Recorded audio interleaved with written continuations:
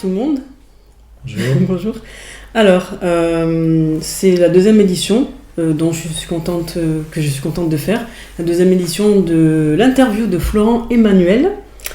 Alors, je tiens à dire merci pour tous ceux qui nous ont fait des retours. Alors, en dehors de notre envie de faire ceci, ça nous encourage. Voilà, tout simplement. Donc, je voulais donner un petit clin d'œil à tout le monde. Oui, effectivement, merci. Merci beaucoup à tous. Bonjour déjà. Et puis, merci à toi, Sylvie, une fois de plus. J'ai envie de dire de te prêter au jeu, mais de préparer ces questions et puis aussi de collecter les questions de tous ceux qui en envoient. Merci beaucoup pour les retours. Et voilà, je vais essayer de continuer d'apporter des réponses. Oui, mais on va faire comme... Je pense que ça va être intéressant en fait, d'aborder plusieurs sujets, enfin des thèmes différents pour que ce soit, j'ai envie de dire, éclectique. Okay. Voilà, donc tu es prêt ? Allez, c'est parti. C'est parti. Alors, j'ai envie d'aborder le thème la philosophie de vie. Est-ce que tu as une devise ou est-ce que tu avais une devise ou une philosophie de vie ? Peut-être avant ou maintenant ou juste... Alors, c'est une question complexe pour moi. Oui. Ce n'est pas une question complexe dans sa nature parce que l'expression existe. Donc, des gens ont forcément une philosophie de vie. Mais quand on parle de philosophie de vie, je pense tout de suite à ceux qui ont, par exemple, une hygiène de vie spécifique. Enfin, ceux qui sont très sportifs ou ceux qui ont des régimes alimentaires spécifiques ou ceux qui ont des manières, qui ont des habitudes en fait bien précises et bien spécifiques. Et en ce qui me concerne, pas que je bloque, mais quand je fouille vraiment dans ma mémoire, j'ai du mal à voir une philosophie de vie spécifique pour laquelle j'ai dû faire des efforts. Par contre, si je peux associer philosophie de vie à des principes, en fait, ça sera toujours les mêmes choses, à savoir l'amour, la bonté, ne pas faire du mal aux gens, aimer les humains, en fait, tout simplement. Bon, et puis aimer vivre. Ça pourrait être ça, d'ailleurs. Parce que je dis tout le temps, on ne vit qu'une fois. Donc, oui, philosophie de vie, en fait, c'est la mienne. Si, après cet échange, je peux en arriver à une conclusion, ce serait de dire, en fait, que c'est de vivre pleinement, tu vois. Aimer, ne pas faire de mal, et puis voilà. Rouler jeunesse aussi. Oui, rouler jeunesse. Non, mais ça, oui. c'est pas faux, hein, c'est pas faux ce que tu dis, parce qu'effectivement, j'ai tendance à toujours dire que ça ne sert à rien en fait de rester accroché à une chose spécifique. Il faut vivre et puis laisser le temps faire les choses. Voilà. Je sais pas, tu vois, je me dis que j'ai répondu à la question dans les mots, mais j'ai l'impression, c'est mon avis, qu'il manque de consistance. Ou alors peut-être que ma question n'est pas formulée pour qu'il y ait une vraie réponse, ou tu vois, que ce soit plus... Possible, mais je regarde plus ça dans le sens de... Parce que pour être honnête, j'ai 1001 questions, mais à un moment donné, il faut que je choisisse la façon dont je vais la poser, et parce qu'une question peut amener plein d'autres choses... derrière, donc bon, voilà. Du coup, je m'en tiens à ma réponse. Allez. Sur celle-là. Ok. Alors, un sujet important pour moi, qui te concerne d'ailleurs. Alors, pour ceux qui ne connaissent pas, mais qui ont entendu les termes et qui se posent des questions, j'ai envie d'aborder le sujet du haut potentiel. Est-ce que... alors, déjà, comment... Est-ce que tu avais déjà entendu ce terme ? Et comment tu as su que ça faisait partie de ta vie en fait ? Alors, c'est une question compliquée, mais bon, j'ai voulu faire ces interviews, répondre à ces questions, donc je vais le faire. C'est une question compliquée parce que j'ai toujours eu le sentiment en fait que c'est prétentieux d'en parler. Je pense que ça devient prétentieux si on pense que les hauts potentiels sont mieux que d'autres. Oui. Alors que dans la réalité, en fait, comme je te l'ai souvent dit. Ce n'est pas, j'expliquais, j'appelais souvent ça par pas une excroissance, mais une abondance de connexion entre les neurones, ou une connexion beaucoup plus rapide entre les neurones, supérieure en fait à la moyenne des personnes. Donc, ce qui fait qu'on analyse beaucoup plus vite les choses, on réfléchit peut-être beaucoup plus vite, mais ça ne veut pas toujours dire qu'on est forcément sage. Est-ce que je me suis souvent considéré haut potentiel ? Pas forcément jusqu'à une certaine époque. Et puis, il y a une personne qui a commencé à en parler. C'est ce que j'allais dire, à un moment donné, la vie a fait que... Voilà, parce que c'était une infirmière et je travaillais déjà, je n'étais plus étudiant. Et on est ensemble pendant un laps de temps. Et elle me dit, en fait, oui, mais tu vois, la façon dont tu réagis, tu es comme ci, tu es comme ça, tu es ceci, tu es cela, il faut que tu fasses les tests, les examens. Bon, moi, comme d'habitude, qui suis toujours en train de... je ne doute pas, mais voilà, j'ai mes convictions et je me dis, non, enfin, voilà, ça existe, les hauts potentiels, mais ce n'est pas mon cas. Et donc, ce qui s'est passé, c'est que elle m'a offert un livre qui s'appelle L'enfant surdoué, oui, je crois. Je m'en souviens, c'est ça. Du professeur Siod Fachin. C'est un professeur, je ne sais plus si elle est psychologue ou psychanalyste ou quoi, à Marseille. Elle m'a offert ce livre et j'ai lu le livre. Bon, comme la plupart des gens, il y a des choses dans lesquelles je me suis retrouvé. Et puis après, il fallait creuser un peu plus, faire... donc, j'ai fait les tests j'oublie toujours le nom. Mensa. Voilà, j'ai fait les tests de Mensa. Je les ai fait en Angleterre, je les ai fait en Irlande. Et il faudrait que je trouve le temps parce que j'avais une session prévue pour Toulouse, étant donné qu'il faut être enregistré dans chacun des organismes. Donc, voilà, en ce qui concerne les hauts potentiels, forcément après j'ai essayé d'en apprendre un peu plus, j'ai essayé de lire, de me documenter, de discuter avec des gens et je me suis rendu compte qu'il y a beaucoup de gens en fait qui sont hauts potentiels. Oui. Après, forcément il y a des niveaux différents. Et puis il y a ceux qui sont reconnus et ceux qui vivent avec sans. Il y a ceux qui sont reconnus, il y a ceux qui vivent avec sans forcément le savoir. Et après, ce qui m'intéressait moi surtout, c'est alors le mot en anglais c'est downside. Je ne sais pas si je peux dire les inconvénients, pardon, d'avoir certaines de ces facultés-là. Parce que être très intelligent, ça ne veut pas forcément toujours dire être sage. Et si on regarde les enfants qu'on appelle surdoués généralement, dès qu'on est catégorisé comme surdoué, la société et les gens en fait vont s'attendre à ce que l'enfant soit meilleur que tout le monde, à l'école, qu'il fasse tout mieux que tout le monde. Alors qu'en fait... Déjà, je trouve que c'est lui mettre une pression. Voilà, ce serait... Enfin oui, oui et non, mais en gros ce que je suis en train de vouloir dire c'est quoi ? C'est que par rapport à l'étiquette qu'on donne ou par rapport à la compréhension que le citoyen normal en a, ça rajoute un petit peu une difficulté. Il y en a qui savent très bien le gérer, ça c'est vraiment des personnes qui vont être au-delà de 140, 150 de QI. Enfin, je pense, parce que je parle pour les autres, mais moi, je suis pas au-delà de 140. Non, je suis pas au-delà de 140. Et donc voilà, en fait, c'est un sujet vraiment délicat parce que il y a des gens qui en souffrent comme beaucoup d'autres sujets. Il y a des gens qui le vivent très bien. Je présume que tu as posé la question par rapport à moi. C'est ça ? Oui, et pour ceux qui ont peut-être entendu parler, oui, voilà, et parce que c'est pas... il y a aussi le côté émotionnel. Ah oui, alors, oui. Effectivement, parce qu'il y a le quotient intellectuel, mais il y a aussi le quotient émotionnel. Et les deux vont généralement de pair. Et généralement, les personnes les plus émotionnelles ne sont pas celles qui sont le plus portées par la société, puisque étant jeune, des gens s'entendent dire ces mots, oui, tu es un homme, sois fort, sois brave, un homme ne pleure pas, il ne faut pas te plaindre, lève-toi et avance. Et il y a des gens qui ont besoin de vivre leurs émotions. Il y a des gens qui vibrent par rapport à leurs émotions. Alors moi je fonctionne beaucoup comme ça, mes émotions, mes passions. Ressenti, oui. Voilà, les enfants, maintenant tu le sais, c'est plus, il faut plus les sentir que d'essayer de les mettre dans un schéma qu'on connaît ou que la société nous a présenté. Et je pense que, tu sais, pour moi c'est un peu comme des goûts et des couleurs, tu vois, ça fait partie des choses de la vie et de la société avec lesquelles on va avancer. On a notre voisine qui sa fille l'est aussi.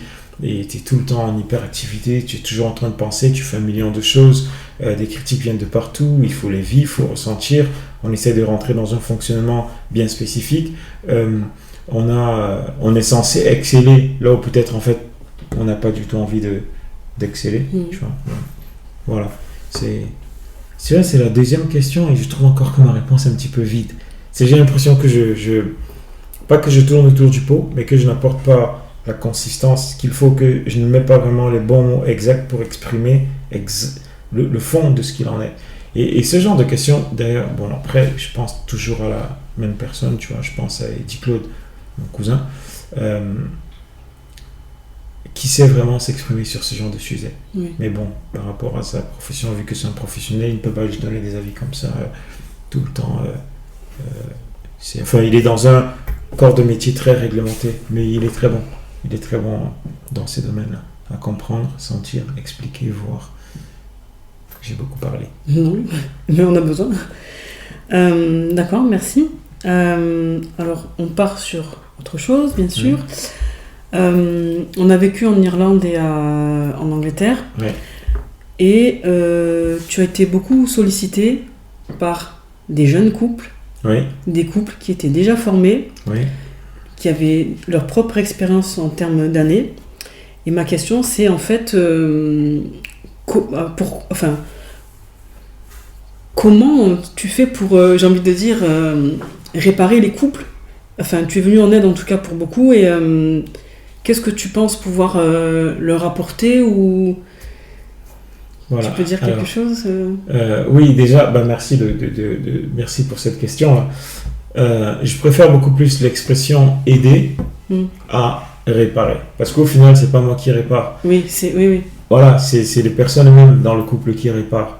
Tu sais, si les gens ne veulent pas faire quelque chose, ça ne se fera pas. Et d'ailleurs, pour les couples, ce que j'ai envie de dire, c'est que généralement, quand il y a des éclats, quand il y a des choses qui ne marchent pas, c'est que quelque part, il y a une envie quand même d'être avec la personne ou d'être autour de la personne. Parce que on va rarement s'embrouiller avec des gens par lesquels on n'est pas intéressé. On va rarement se disputer avec des gens qui n'ont aucun intérêt. Vraiment. Je sais que ce que je suis en train de dire peut sembler générique ou léger. Non, c'est vraiment vrai dans tous les domaines. Hein. Que ce soit les frères et sœurs, que ce soit même les collègues. Si on s'embrouille avec un collègue, c'est que soit on travaille sur la même chose, soit on partage quelque chose en commun, la cantine, ou le métier, ou le niveau, ou le salaire, je ne sais pas. Mais il y a toujours quelque chose qui fait que, quand on se dispute avec une personne, quand on est en désaccord, c'est parce qu'il y a une affinité d'une façon ou d'une autre. Alors, en ce qui concerne les couples, c'est des êtres humains au final. Et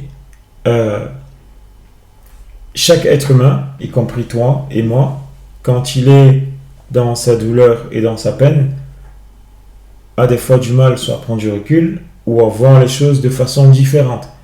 Et pour toutes les personnes pour qui j'ai pu être là et que j'ai pu aider, que je remercie d'ailleurs, si jamais vous voyez cette vidéo, bon, il y en a beaucoup qui parlent anglais, il y a beaucoup qui parlent français aussi, que je remercie de m'avoir permis en fait d'être présent dans certains moments de vos vies ou encore d'être présent comme c'est, enfin nous, parce que je n'étais pas tout seul, de nous avoir permis d'être présent dans vos vies.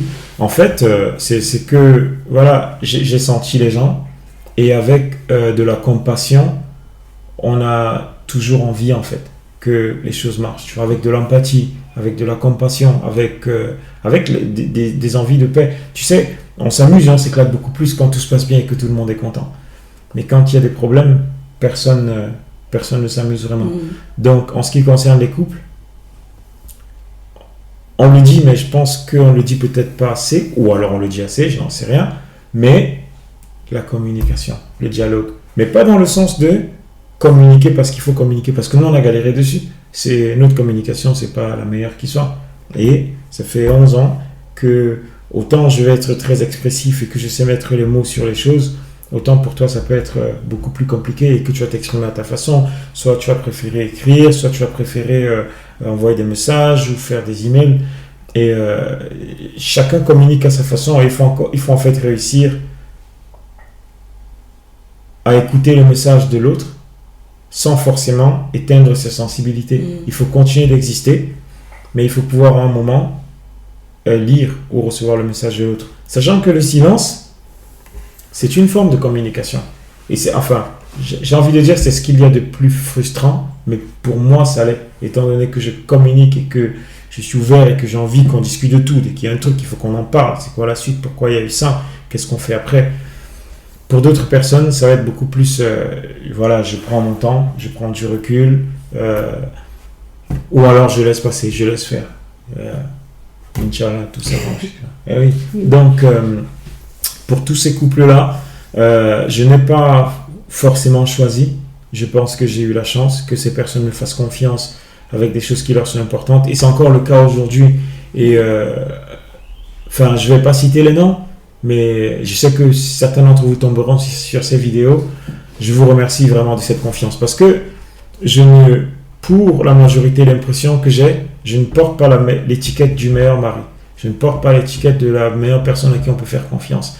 Parce que le fait que je communique avec tout le monde, que j'ai toujours des femmes autour de moi, que je suis aussi ouvert sur notre couple et comment on fonctionne, forcément on me colle des étiquettes. Et c'est normal. Tu vois, ce n'est pas, je ne vais pas reprocher. C'est normal. Ça existera toujours. Oui, voilà, je ne vais pas reprocher aux gens de le faire. Mais si je peux profiter de cette interview pour passer un message, ah non, je ne veux de mal à personne. Je suis là pour aider si on a besoin que j'aide. Et quand j'aide, mon seul intérêt, en fait, c'est de voir les gens bien et avec du sourire au final. Est-ce que j'ai répondu à la question? Oui, moi ça me va. Ben, j'espère bien. Enfin, pas que j'espère bien que ça t'aille, mais j'espère bien que j'ai répondu à la question. Si ça te va, c'est bien, c'est un bonus, tu vois. Oui. Et c'est puis c'est à ceux qui nous regardent aussi, donc chacun y trouvera quelque chose de toute façon, je pense. Voilà. Alors,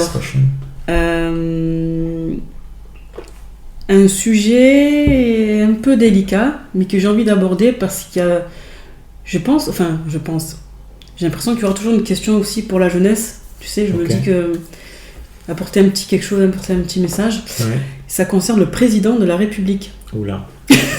Ok. Non, mais je pense que voilà, c'est quelque chose. Bon, moi, je suis pas du tout politique, mais bon, voilà, il y a des choses quand même. Je me dis, voilà, il faut pouvoir s'informer. Et je me dis, voilà, on a élu un président, il est sur son mandat, et on est dans une situation qui concerne tout le monde aujourd'hui, toutes les classes sociales, et on est tous au même niveau là, donc avec tout ce qui arrive. Et j'ai envie de te demander, parce que les Français, nous sommes très forts pour se plaindre, pour dire voilà, je suis pas content de ça, et j'ai envie de te demander en fait. Quelle est ton opinion, qui n'engage que toi, bien sûr, sur le président, sur ce qu'il a pu faire, ou quand on a élu quelqu'un, comment on doit se comporter nous aussi, parce qu'on attend toujours du président qu'il y ait des résultats et des choses, mais nous, en fait, qu'est-ce que... Alors, ma réponse dessus, elle est simple. Elle peut être longue, mais elle est très simple. Dans ta question, il y a la réponse. Si tu dis, on attend toujours. On est toujours en train d'attendre qu'une personne fasse ceci ou cela. Le poste de président de la République en France et dans beaucoup de pays, dans les pays démocratiques, est ouvert à tout le monde. Donc, celui qui sent qu'il a le potentiel ou la capacité de gérer des dizaines de millions d'habitants, il fait le nécessaire. Si tout se passe bien, il est élu. Et quand je dis tout se passe bien, c'est s'il a le soutien qui va bien derrière, que ce soit des millionnaires ou des sociétés ou des pauvres ou des noirs ou des blancs, je n'en sais rien. Mais une chose est sûre, c'est que pour arriver à ce genre de poste, il y a des choses à faire qui font qu'on y arrive. Donc celui qui a la volonté de le faire, il y arrive. Moi, je ne serai jamais président de la République et c'est pas mon truc. Par contre, mon devoir des citoyens, c'est de voter. C'est de faire un choix. Et pour le président actuel, dont je partage le prénom d'ailleurs, Emmanuel Macron, quand il a fallu élire, nous étions en Irlande, nous n'étions pas ici. Et on n'a jamais été très dans la politique. Enfin, dans l'espace politique, et pas l'apostrophe politique, non. On n'a jamais été dans tout ce qui est politique. Mais il y avait ce devoir de citoyen. En tant que citoyen français, il fallait voter. Donc, étant donné qu'on fait généralement tout ensemble, j'ai dit voilà, on ne connaît pas forcément tous les candidats, enfin ceux que je connaissais c'est les anciens quand on était là, on va prendre toutes les listes, on va les lire, et en plus c'était très bien fait parce que je pense que les photos étaient d'un côté, de l'autre côté il y avait les programmes dans le détail. Exactement. Et donc on a mis tous les programmes en lisant, j'ai dit voilà, moi je choisis sur la base de ce qui me semble avoir du sens. On a fait le point, il y avait 2, 3, après finalement il y en a un, et on retourne, et le nom c'était Emmanuel Macron. Et c'était au premier tour. Et je t'avais dit, en fait ce monsieur je ne le connais pas du tout, j'en ai jamais entendu parler, étant donné qu'on n'écoute pas forcément les informations, on n'écoutait pas les informations de France pendant qu'on vivait à l'étranger. Et je dis, je ne sais pas pourquoi au feeling, mais si ce monsieur il passe au premier tour, c'est lui qui sera président de la République. On a fait notre choix. On a voté. Il a eu assez de voix au premier tour. Et au deuxième tour, il a été élu président de la République. Ça, ce sont les faits. Le président de la République s'engage à beaucoup de choses. Ce ne sera jamais lui qui va les exécuter. Il va, avec les moyens qu'il a, mettre les choses en place, ou alors déléguer pour qu'on mette les choses en place pour que ça fonctionne. Et là-dessus, je reviens à Kennedy qui disait ne demande pas ce que ton pays fait pour toi, mais demande-toi ce que tu fais pour ton pays. On dit tout le temps que la jeunesse c'est le fer de lance de la nation. Il y a une raison pour ça. C'est une grosse organisation, l'État, enfin si on peut appeler ça comme ça. C'est grand quand même un État, avec plusieurs personnes qui y vivent. Donc, le président peut prendre toutes les décisions qu'il veut. Si son gouvernement ne fait pas en sorte que les choses soient mises en application, si le Sénat et l'Assemblée et toutes les communautés territoriales et tout ce qui va bien ne mettent pas les choses en place, ça ne marchera pas. Et au final, il y a les concernés, à savoir les citoyens, nous. Si on demande quelque chose et qu'on nous le donne, ou alors qu'on nous met en place des moyens pour le faire, et qu'on ne le fait pas, il y a peu de chances que ça marche. Alors, on peut avoir un président qu'on n'a pas élu.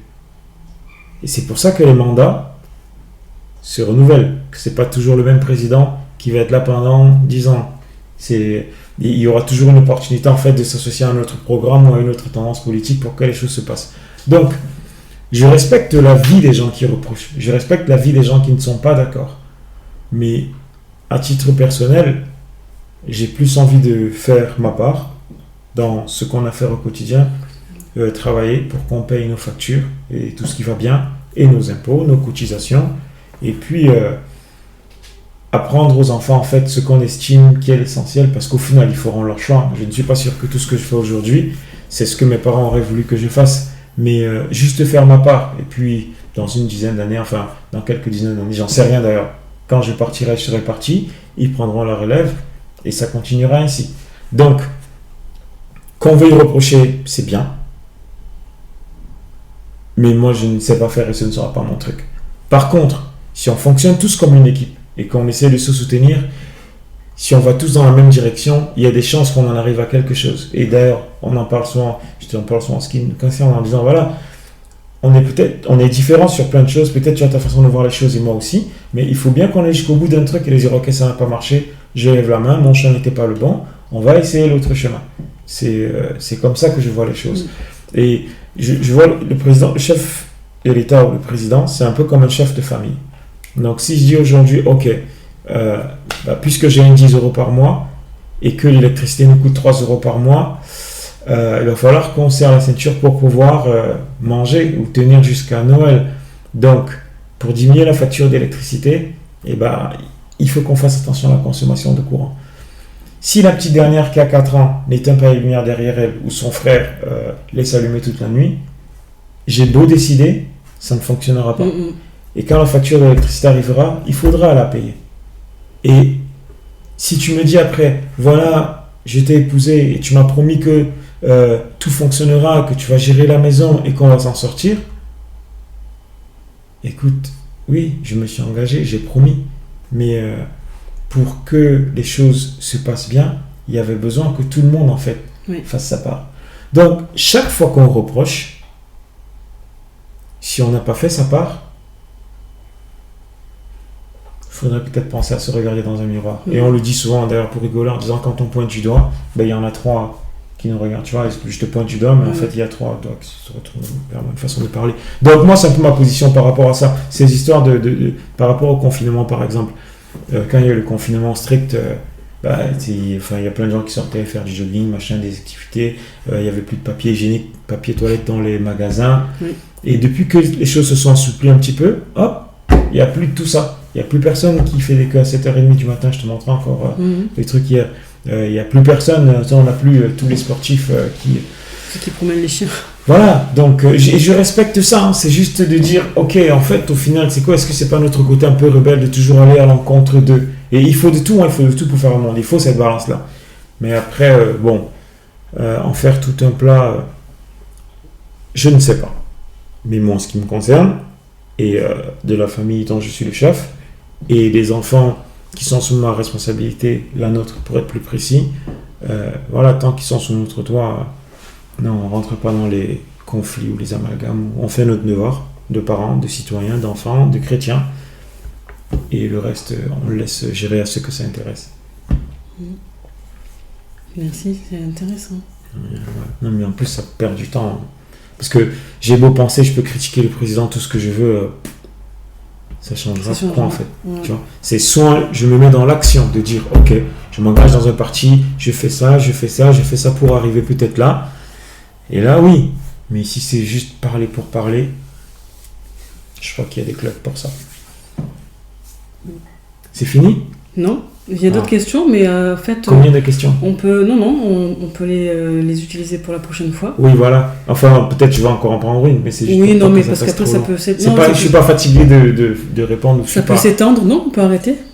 Non, on peut en prendre une encore, si tu veux bien. D'accord. Alors... Je suis chaud, là, je suis bien parti.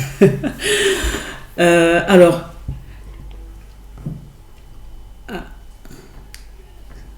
Not now. Clique not now. Et on va arrêter. Ok. Bon, ben voilà. Il faut appuyer enregistrer encore.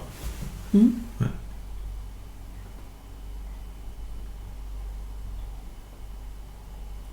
Ou alors on arrête. Non, on arrête. Parce que ça fait déjà 30 minutes et quelques.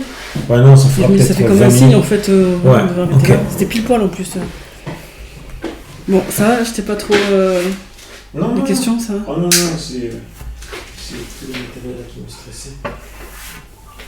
C'est tenu jusqu'au bout. J'ai encore ce souci-là, j'ai l'impression qu'en fait, au fur et à mesure de l'interview, ça s'est arrêté? Pire qu'arrêté, ça s'est éteint.